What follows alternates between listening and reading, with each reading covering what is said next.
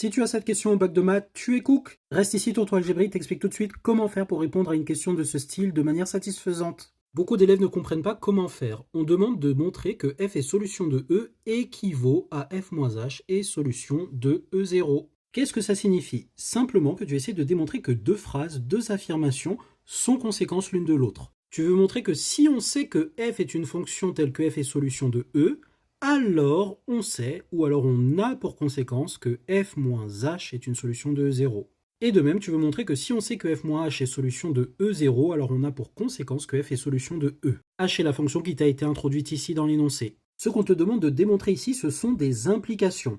Ça ne veut pas dire que f est solution de E. Et ici, ça ne veut pas dire que f moins h est solution de E0. Ce que signifie cette implication, c'est imagine que tu es dans un monde où f est solution de E. Alors il faut montrer que dans ce monde-là, nécessairement f moins h est solution de E0. Et de même pour la deuxième implication. Mais ça ne veut pas nécessairement dire que c'est vrai. Comment on montre cette double implication? Eh bien on va commencer par la verte. Vous commencez votre rédaction par cette phrase-là qui synthétise ce qu'on veut faire. C'est hyper important pour que vous ayez les idées claires. Soit f tel que f est solution de E, c'est le début de l'implication. Montrons que f moins h est solution de E0, c'est notre objectif. Donc concentrez-vous, le but c'est de montrer que f moins h est solution de E0. Et c'est quoi E0? Oui, c'est cette équation différentielle là. Donc notre but c'est d'arriver à montrer que f moins h vérifie cette égalité là. Mais pour vérifier une égalité, rien de plus simple, il suffit simplement de calculer le membre gauche et de voir qu'on obtient le membre droit, ou inversement. Donc je veux montrer que f moins h est solution de E0, je commence par f moins h' égale, et en calculant, avec les informations que j'ai, j'espère trouver f moins h, c'est-à-dire y. C'est bien de là qu'il faut partir pour pouvoir aboutir. Parce que si vous voulez démontrer une égalité, naturellement, vous partez du membre gauche de l'égalité pour arriver au membre droit, ou inversement. L'hypothèse f est solution de E va être utilisée en cours de route. Vous n'êtes pas nécessairement obligé de commencer votre raisonnement avec ça. Et donc on écrit ce que vaut f moins h', d'après les règles de dérivation. Ça vaut f' moins h', et là il faut réfléchir. Votre but c'est de retomber sur f et h.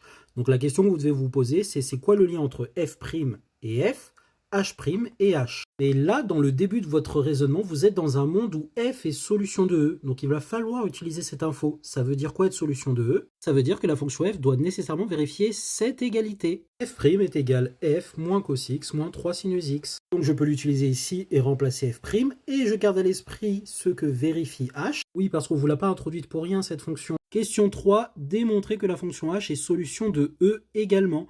Donc h vérifie aussi cette égalité. Donc je remplace f' par f moins cos x moins 3 sin x et h' par la même chose en mettant les parenthèses avec le signe moins. Je distribue le signe moins ici et j'ai simplification. Et j'obtiens après simplification f moins h, autrement dit que f moins h' est égal à f moins h. Mais j'ai une fonction prime qui est égale à la même fonction. Ça c'est exactement dire qu'on est solution de E0. Et je peux donc conclure f moins h est solution de E0, check. Ici, j'ai donc bien montré que si f est solution de E, nécessairement f moins h est solution de 0. On va maintenant procéder pour l'implication inverse. Soit donc f tel que f moins h est solution de 0. Le h est déjà fixé, donc on ne met pas soit f moins h. Montrons que f est solution de E. On veut montrer que f est solution de E. Autrement dit que f vérifie cette équation différentielle, cette égalité. Donc on écrit le membre gauche de l'égalité, on calcule avec les informations de l'énoncé et on espère trouver le membre droit. On écrit f' égale. Et là, il va falloir utiliser l'hypothèse que f moins h est solution de E0, donc on va écrire ce que ça signifie exactement en termes d'égalité sur le brouillon. Et donc j'ai réexprimé la condition que f moins h vérifie l'équation E0. Notez que je l'ai fait ici en isolant f', puisque pour rappel, vérifier E0, c'est vérifier que la dérivée est égale à la fonction. Tu t'en rappelles quand même. Donc ici, je peux exprimer f' comme étant égal à ceci.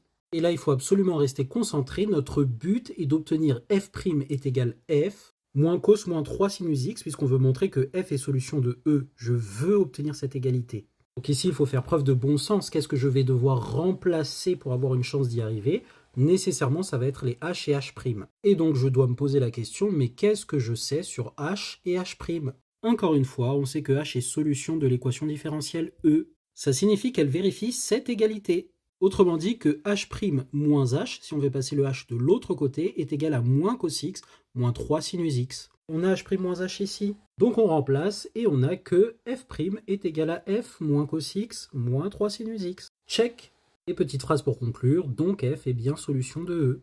Et maintenant c'est à toi de jouer avec ces deux équations différentielles. Tu introduis la fonction h définie par cette expression. Je te demande en premier de démontrer que h est solution de E, et en deuxième de démontrer l'équivalence que f est solution de E si et seulement si f moins h est solution de E0.